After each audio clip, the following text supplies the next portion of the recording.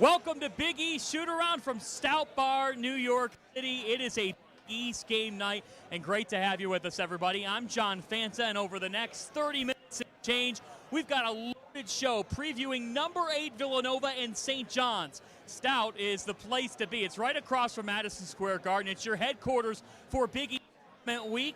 And coming up on the show, we've got a couple of reporters to preview the game. My man Daryl Reynolds, D-Ray, will break down the keys for the Wildcats and Johnny's. And we'll even show you the Big East Burger with some Big East Championship game tickets on the line as well. So a loaded show here from Stout Bar, New York City. But we start with some loaded highlights. Inching closer and closer to the halfway point of Big East hoops play. Here's some of the best thus far. Let's get it rolling on Shoot-Around. They have to go for the three. I'd say waiting this long, and they got it. Here's Reeves for the tie. He gets it. Got to go. Turns the corner. Drive. Lays it up and in. We're tied up. They look to tie on the next possession. Roden. Oh, my. Nothing but nylon. Loose ball, and it's in the hands of McKnight. And Roden looks to shut it down.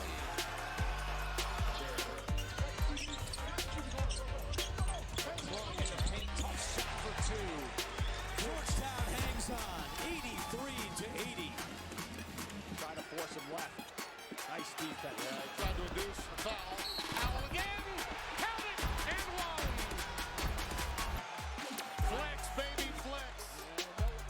Charlie Moore sends it out. 3 on the way. It's good. Romeo Weems gives to Paul a 10-point lead. The biggest victory in the history of Wintrust Arena happens here today. Number 5 Butler beaten by DePaul as the Blue Demons dominated from start to finish. 38 points. Let his man go by. 41 for Marcus Howard. The poise and the patience and just the ability to not get rattled. He's going to try to deny the rock. Sikorowski will take it.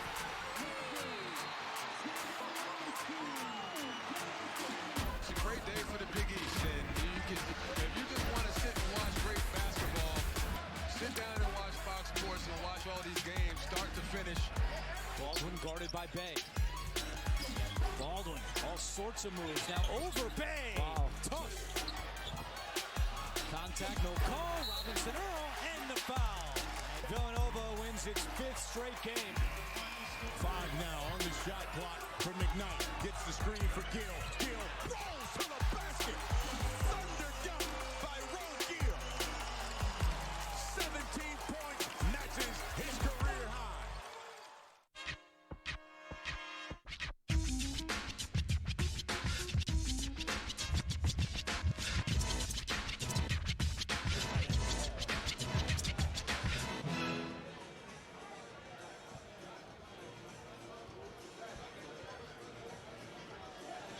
Welcome here to the booth. I told them that I had a reservation for Reynolds, too.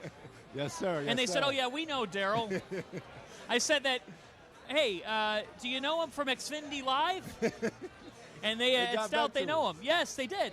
They did. He's Daryl Reynolds. I'm John Fanta. This is D-Ray, former Villanova center and the national champion. We are here at Stout Bar, New York City over the next half hour, breaking down the Big East. And Daryl, let's start with just your take on where the conference stands at the moment. It's great. You know, it's getting competitive. We look right here in front of us like there's a lot of teams in that 3, 4, 5 range just fighting. A lot of teams one win away from each other. But that's what this time of year is for. You know, as we move further into February, we'll get an idea of where everybody's going to fall in the Big East tournament. So tonight, the 8th-ranked Villanova Wildcats, winners of 6 in a row and 12 of their last 13, come into town to take on a St. John's team that has actually picked off Villanova each of the last 2 years. Only team in the Big East to do that. Yes. What makes the Johnnies kind of a team that's given Villanova some issues in the past? Well, first of all, it's how they play. St. John loves to get up and down the transition. And 9 times out of 10, if you get into that game with them at the Garden, you're in for a long game because it's their home court. A team that plays great at home, but like I said, their quick play has always been good. And the irony that They have beaten them twice in the last 2 years. Seton Hall used to be the team that would give Villanova a lot of trouble. This area just seems to breed players that have that kind of attitude. What is the vibe you get when you're taking that elevator at the Garden? Oh my gosh, it's amazing. It's very cinematic. Believe it or not, to step into that elevator and those first two doors shut, and it doesn't shut in a way like you're trapped in, but it's just like, all right, it's time to go. And then when that bigger one shuts, you start to go up. It's crazy. It's time to go. Well, tonight, on the other side, of St. John's team that finds themselves at 2-6 in the Big East, but coming off a win over DePaul that saw L.J. Figueroa go for a career-high 28 points. This is a stretch forward who can cause some matchup problems. Yeah, no, because Figueroa, first of all, he uses his length and athleticism so well. A lot of people know him as a slasher. He's getting better as a shooter. But because he has so many skill sets, because he's so lengthy, it can cover so much ground. With his first step, he beats a lot of guys off the dribble. Has a decent ISO game, but his athleticism, that takes the last step for him. How does St. John's pull off the upset? We'll talk to New York Post reporter Howie Kasoy coming up, as well as the Philadelphia Inquirer's Joe Giuliano. But first, let's get to Big East headlines. Number one, you can look at the top. There's a two-horse race in the conference. Seton Hall 7-0, Villanova trying to stay right behind at 6-1. Yeah, like I said earlier, a team separated from a win away. Villanova is one win away, or Seton Hall is one loss away from being tied for that first spot. But Seton Hall has done a great job. They've been getting a lot of press lately, and you hear people saying that this might not only be a Final Four team we're looking at, but a national championship team. Now, obviously, as a Villanova alum, not thrilled to say that, but it would be amazing to see another national champion in the Big East. What makes them a national championship caliber team? Personally, the people who are saying they're a national championship team say, number one, obviously, the dynamic play of Miles Powell. I've heard people say that they've only compared this to the tear that Carmelo Anthony went on his freshman year, the way this kid is playing right now. But they have a team full of guys who know their role through and through. Their big guys get down there and block. Their guards all facilitate, but can all score when they need to. They have a team full of guys who know exactly what they're going to do when they get on the floor. Well, that is something. In South Orange, there's a lot of buzz. The Pirates go for 10 in a row Wednesday night, 6:30 Eastern time against DePaul. That would be their first 10-game winning streak since 1992-93. Some real history happening right now in the Garden State. Number two, Kamar Baldwin. On Friday night, Butler is down by 5 with over 2 minutes left, and then he does the unthinkable and charges them back in overtime. Yeah, man, he's amazing. Like you heard in those last couple minutes of regulation and in overtime, he just flipped the switch. I think the craziest thing about this is after you look at that performance, as great as he is, as great as he's been, and we've all known that, that was Kamar Baldwin's first time getting Player of the Week in the Big East as a senior. And that's an ode to the other players in the Big East who've done a great job, but it's amazing to see a guy who's been solid for so long get recognized in that way. Marquette just moments away from what would have been their best win of the season, and they fall just short. And this is a Golden Eagles team that had a double-digit lead in that game, and Butler's behind. But sometimes when you got the best player on the floor on any given night, you're going to end up on the winning side. And Baldwin, who had 8 points, 10 points with just a couple minutes left in that game, he ends up with 31. Yeah, he's just amazing. He has so many things going for him for his ISO game. He has a very pro-like approach to taking jump shots, especially pull-up jump shots. He gets his spot and elevate. He has a very pro-like game. Reminds me of Langston Galloway. I know he's not a Big East school, but at St. Joe's a couple years ago. Solid guy who knows his role but can definitely go off for what we saw the other night against Marquette. Baldwin and the Bulldogs take on Georgetown tonight, 9 Eastern time on CBS Sports Network, which brings us to headline number 3, and it's an important one. 3 crucial midweek games for home teams that are right now in the bubble conversation. This St. John's team against Villanova, Georgetown hosting Butler tonight, and then Xavier welcoming in an angry Marquette team tomorrow. Yeah. To start with Villanova going into, Madison Square Garden to play St. John's, I think, if anything, that's what makes St. John's the most dangerous. Their back is against the wall. Like you said, they're 2-6 in conference play. Had a very good start to their season. It's still possible of a very good ending, but you're playing against a team that's playing with house money. So they're going to play, like their shorts on fire.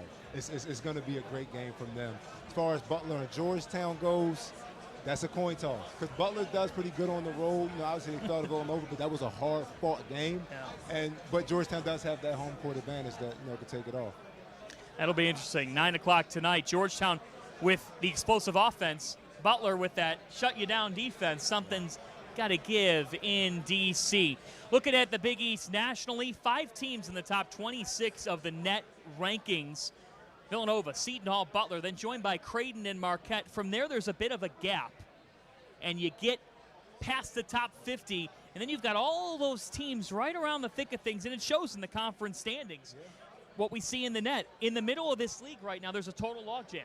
Yeah, it's going to work itself out. It always does. I think at some point in every season, obviously there's been some seasons where the separation in the conference has been a lot bigger, but that's the beauty of the Big East. With 10 teams in the conference, them being so close together, this time of year is so exciting because, like we said, there are several teams who are one win away from being 3 or 4 spots up because everybody is gridlocked in that 5, 6, 3 to 6 range. Looking at that bracketology conversation, we told you about some of those teams on the bubble. Well, Mike DeCourcy of Fox Sports right now has 5 Big East teams dancing. So Xavier, St. John's, Georgetown, all on the outside looking in. They're hanging around the discussion. When you think about those 5 teams, we talked about Villanova, Seton Hall, Butler enough. Yeah. I'm curious to know, Marquette or Creighton, who do you like more in the tournament? Marquette. Why? Creighton is explosive. Creighton is great. They are great offensively.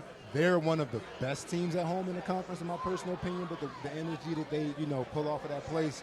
But Marquette, led by Marcus Howard, is something about them in that building. When you look back at the tournament in past years, they always end up upsetting somebody or jumping somebody or just putting on a show. But Marquette has, I don't know what it is about them at MSG during that time of year. They always find a way to figure things out. Interesting. Golden Eagles visiting Xavier on Wednesday night. A crucial game for both teams. Marquette 4-4 in the Big East. Xavier a surprising 2-5. In the AP Top 25, 3 Big East teams ranked. As you can see, Villanova and Seton Hall, they are in the top 10. Daryl, we are counting down the days to February 8th when the Pirates and Wildcats will meet at Wells Fargo Center. Yes. That game is obviously going to be crazy. It's on your calendar. Yes, very much circled on my calendar. We've seen Seton Hall go into Wells Fargo and cause a lot of disruption with their tough play. It's a game that always, the same way Butler and Villanova came down to who's tougher, who can be more locked in. Seton Hall just always turns into it's a dogfight, man. It's a complete dogfight. It's going to be fascinating to see who ends up finishing in the top spot. Right now, these Villanova Wildcats red hot. They take on St. John, 6:30 Eastern Time, FS1. We got much more to come on Big East Shootaround. We'll ask the experts coming up in just moments. But first, we take a look at this past weekend. Beyond basketball, Creighton does an annual Pink Out game that raises funds for breast cancer awareness and all cancer awareness. And the scene in Omaha this past weekend was so special. The 10th annual Pink Out game, raising nearly $30,000. Take a look at some of the sights and sounds. It's our 10th year doing the Creighton vs. Cancer Pink Out. When we come together on a cause, Creighton has shown and the city has shown that they'll really rally around it. And each year it's kind of taken on its own form and manifested itself into what it is today, and we're lucky to have the event. I think everyone has a unique first experience when they either come through the concourse or step out of the tunnel the first time you see it. It's really overwhelming. For me, it's probably our stand-up for presentation we do. The arena goes dead silent, and I don't think there's anybody that isn't impacted, and that's probably the moment that resonates with most.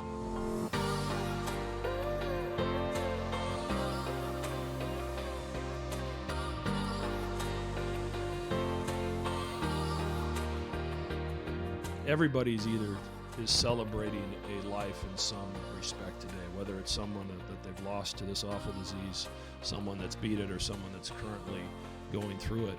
You're honoring someone. In my wildest dreams, I would have never guessed that the community and the media and everybody would have jumped on board with this like they have. When I'm done here someday, it'll be one of the proudest things I think that we've left behind.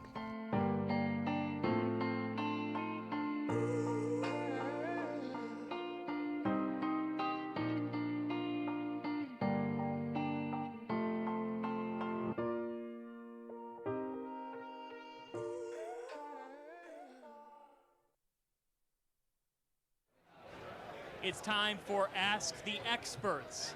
Howie Kasoy from the New York Post. Joe Giuliano from the Philadelphia Inquirer, the longtime Villanova beat reporter. So let's dive into this matchup, guys. Joe, I'll start with you. The Villanova Wildcats, with no impact seniors, certainly some returning experience, now have won 12 of their last 13 and 6 in a row. What's been the difference as the season's gone on? Well, just toughness. I mean, that's what Jay preaches. That's what the three juniors have brought to the team. Colin Gillespie, Jermaine Samuels, Tamir Cosby, Roundtree. Those guys have been around the program. They know what it takes. They know how hard you have to play. And Villanova has played that way, especially on the defensive end. If you look at their numbers in Big East play, the defensive numbers are off the charts. And that's how they're winning games. It's just toughing it out at the end, finding a possession or two where they get the better of the other team, whether it's offensively or a couple of stops at the defensive end. And that's the story been for most of this season, really. To your point, Villanova, the last 9 games, has allowed just over 61 points per game. So, Howie, let's turn to St. John's here. How would you assess year one of the Mike Anderson era? I mean, it has to be a wild success. I don't think anybody saw this coming. I mean, Anderson came in with no losing records in 20 years, and this seemed like it might be the time where it happens. I mean, he loses Shamori Pons and Clark and Simon, all these guys, and somehow they beat Arizona, they beat West Virginia. They start out 11-2 for a team picked to finish ninth, and it's been all about defense. They get over 10 steals a game. They're getting amazing play from role players, and they're doing more than anybody could have possibly expected. How do they pull off an upset tonight? They do it with defense the same way that they did it against everybody else. And you get over 10 steals a game, you got a chance. And I was talking with Joe before, Villanova struggled with the press, and that's the way they have to do it because they don't shoot very well. St. John's on 41%, I think, from the field, and low 30% on threes. One of the worst teams in the country. So they got to do it with defense, and they got to get turnovers. Well, a big storyline here tonight, Joe, is Jermaine Samuels' status. The junior has a foot sprain. It's a game-time decision. Can you just speak to the impact that he has on the floor, and more than just the stats column, and what it means if he is out of this game? Oh, he's probably the most versatile player on the team. Gets rebounds, plays defense. He's the team's leading shot blocker. Gets steals, hits big threes, which you saw against Kansas, which you saw against whoever they played that day, Georgetown. All the Saturday games get caught up in my head, but he's a good talent and a facilitator, a guy who doesn't really like shooting all that much, but knows when he has to take a shot.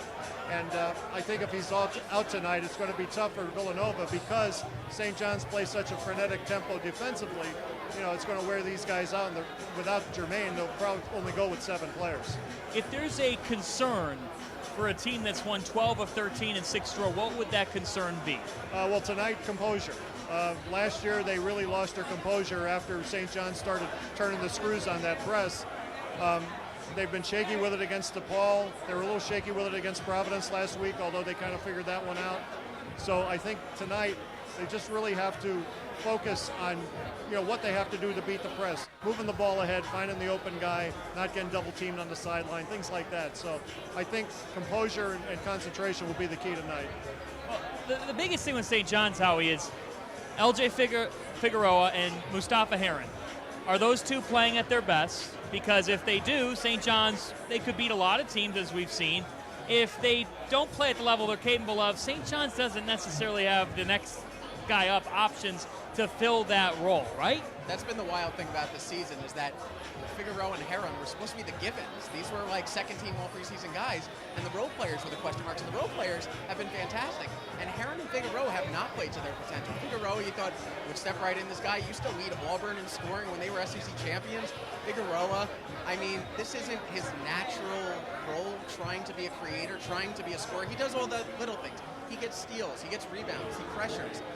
He runs the floor. Heron's the one who really needs to step up as a scorer because they don't have a lot of guys who can naturally create their own shot. And late in games, it's surfaced because they've been having Rasheem Dunn, a kid who was playing at San Francisco Brooklyn a couple of years ago, as their main facilitator. And you're a Big East team. That can't be the way it's going to be if you're going to win games. And Mustafa Heron has to be better in those situations. He has to get the ball also. The Seton Hall game, he didn't get a shot the final 6 minutes. Mike Anderson didn't like the question after why he didn't touch the ball, but it was right on. I mean, this is supposed to be your guy. He's your senior. He's your leader. Let him act like it. Let's close out with this. A thought from each of you, just on your Big East forecast to date and what you see in March. I mean, it's been fantastic. I mean, obviously, who knows? You can get 6, 7 bids. Villanova is going to be right there. I still like Seton Hall. I think Seton Hall is going to be the team to beat because no one else has Miles Powell. And that team knows their roles. I mean, everybody plays exactly how they should. And Miles is one of the best leaders I've seen. He's one of the best shooters. He's everything you want in your star player, and he'll be the difference why Seton Hall is the team to go furthest in March. Could there be 3 second weekend teams in this conference this year? You would think. Villanova really doesn't practice the second weekend theory. It's either they win the national championship or they get knocked out the first weekend. So, it's either a feast or famine for them. But yeah, I would think you have these 5 teams in the top 26 of the net. Those are 5 NCAA locks, I think, and I think they're all capable of going to the second weekend. And if they can get 3 in, yeah, that would be great. But I agree with Howie. I mean, Seton Hall is the team to beat, and they're the team that maybe have the potential to go the farthest in the NCAA tournament. Well, the countdown is on to February 8th, a week from Saturday, when Seton Hall and Nova square off at Wells Fargo Center. We've asked the experts. They've given us some answers. Some. Joe Giuliano from the Inquirer, Howie Kassoy from the New York Post. You can read them tonight. Follow him on Twitter as well. We'll be back with more Shoot-Around from Stout in New York City after this.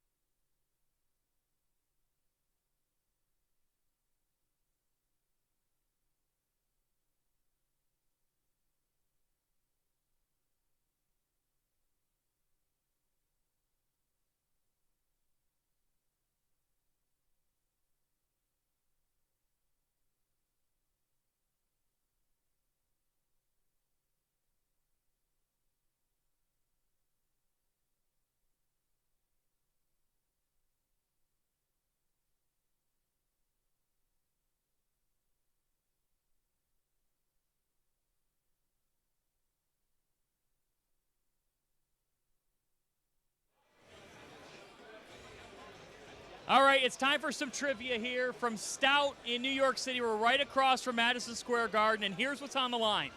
Big East Championship game tickets to the winners. So we've got Billy and Taylor. They're our Villanova side. And then we've got Bill and DJ Kamish. Now, Bill, here's the wild thing. You got to tell me about the connection going on here. That's my son. That's a good connection. He went to Villanova, but I brought him to every St. John's game since he's 5 years old. So he really roots for St. John's, even though they won 2 national championships when he was at Nova. All right, Billy, state your case. I picked the winner. I have a couple of national championships and he doesn't, so I'm happy. All right, well, let's see if you're a champion of trivia here. So I've got 6 questions, and I'm going to make sure nobody's looking at the answers. DJ Kamish, you ready? I'm ready. I'm ready. All right, let's see here. Here we go. Question number 1, and it's the first one to hit their hand on the table. It was 20 years ago this year that St. John's last won the Big East tournament. The Red Storm beat UConn, and they were led by this player who averaged over 16 points per game and was drafted in the NBA. DJ Kamish, wait, hold on. You said what year was it? 20 years ago? Oh, that would be 2000. Oh, that would be 2000? Eric Barkley, if I'm correct? He got it. This guy's been studying up. He's been studying. Studying. All right, 1-0. 1-0 to the Johnny's team here. Come on, there's championship game tickets on the line here. Do you really want St. John's fans at the Big East championship game? No, the team won't be at the championship anyway. We'll move on. Question 2. In 2018, Villanova had 4 NBA draft picks after winning the national championship.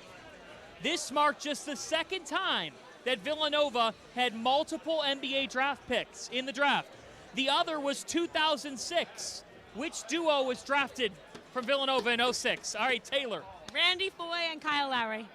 Money. We are even at 1. That was clutch. What's your reaction? I didn't even hear the question. Well, I'm trying. I need to talk louder. No one's ever said that to me, Bill. It's the background noises here. All right, here we go. Question 3. This St. John's head coach led the Red Storm to their most non-conference wins since they joined the Big East in 1979. This St. John's head coach led them to their best non-conference season since 1979. Mike Jarvis. Incorrect. A chance to steal. This St. John's head coach, most non-conference wins since 79. Do you have any idea? I don't know the names of the coaches from St. John. I don't like St. John. It was Mike Anderson with 11 this year. Trick question. You didn't even know that. No, I didn't know that. I thought it was. All right, we're even at 1. Question 4. Here we go. Who surprisingly came off the bench and led Villanova in scoring in the 2016 national championship? My boy Dante. That is incorrect. The 2016 national championship game. Who led them in scoring off the bench? Who led them in scoring off the bench? 2016. No, 2016. No, give us 5 seconds. Jenkins. It was Phil Booth with 20 points. We move on to number 5. We're still even at 1 apiece. Do I really have to use my tiebreaker questions tonight? Can you go back to like the David Russell, Billy Goodwin days? Here we go. Question 5. Nicknamed The Truth. The Truth. T-R-U-T-H. This St. John's player. Walter Barron. Hey, Will got it. You have a question. Where's the question? You're hitting before the question. You got to hit first. Truth. I'm sorry, Will you're up 2-1. St. John's is up 2-1. It's the only thing they win is this trivia. All right, question 6. We got 2 or 3 more. Here we go. Jay Wright's coaching tree. So coaches that have served under him.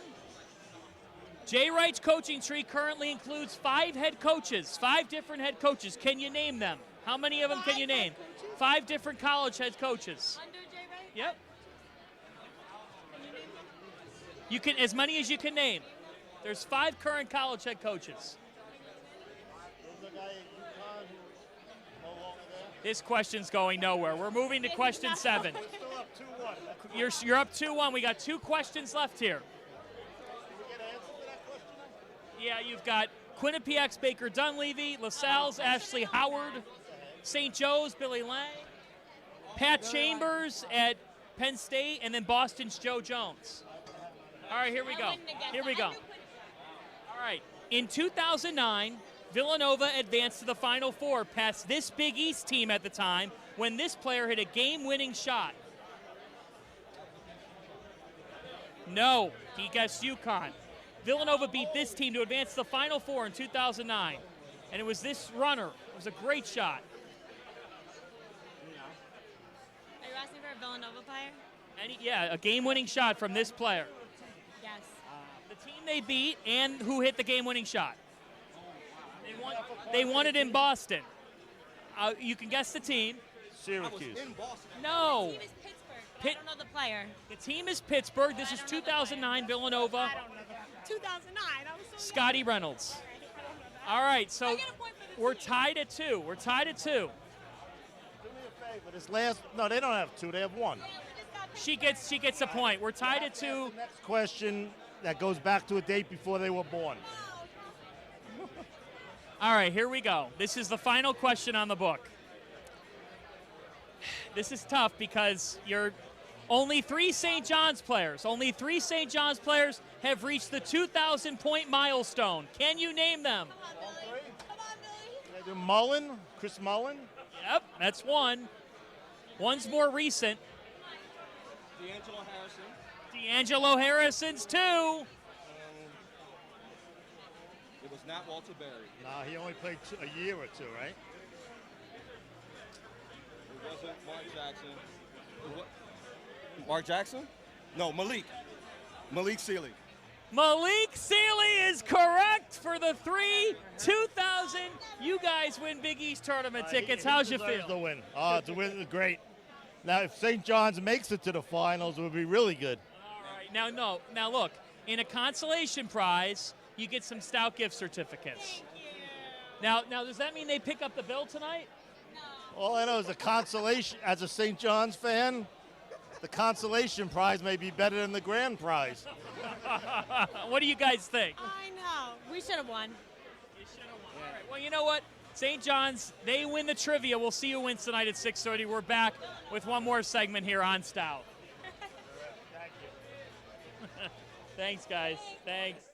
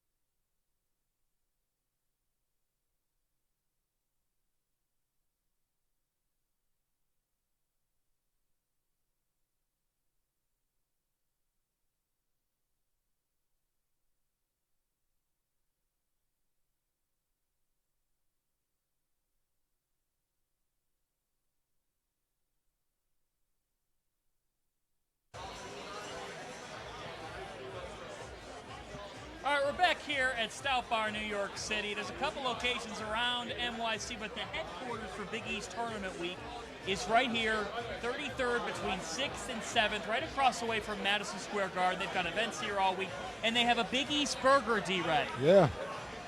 Are you ready to try it? Yeah. All right, while you prepare yourself, I'm going to tell the great people here what's on it. Okay. Pepper jack cheese, stout sauce, tomatoes, lettuce, pickles. They've got fried onions for Bill Raftery. How appropriate is that? I love it. That's very appropriate. You're not a bacon guy. Not a bacon guy. I'm going to take the bacon off. I am a bacon guy. You want the bacon? Yes, I do. Absolutely, yep. So I'll get started on the bacon while he eats the burger. He's like making it clean for air. That's not what we do here. Here you go. I'm sorry. No pork on the fork. This is the Villanova way of eating a burger. Exactly. All right, here we go. Look at that. So pepper jack cheese is the key, I think. What do you think? It says it all. Sometimes no words say it all. You can get this thing, this Big East burger. They've got beer specials as well during Big East Tournament Week, March 11th to the 14th. Should be a lot of fun. How's it taste? Good. There's a water here for you.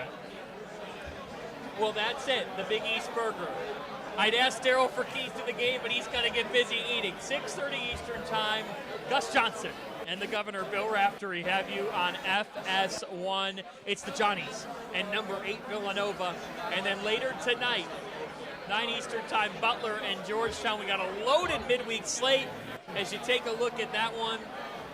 And it is going to be a fun week here at Big East basketball with a couple of home teams playing crucial games. St. John's against Nova, Georgetown against Butler, and then tomorrow night Marquette and Xavier. Daryl, any final thoughts here from Stout as you indulge? No, man, like I said, it's a great time of year for Big East basketball, and went for a great game at the Garden tonight, man. That's exactly right. We want to thank all you for joining us on Shoot Around. He is D-Ray. I'm John Fanta. Thanks to Joe Binder on site, Ben Piasek back in our New York studio. We say so long from the Garden. We got some burger eating to do and some Big East hoops to watch.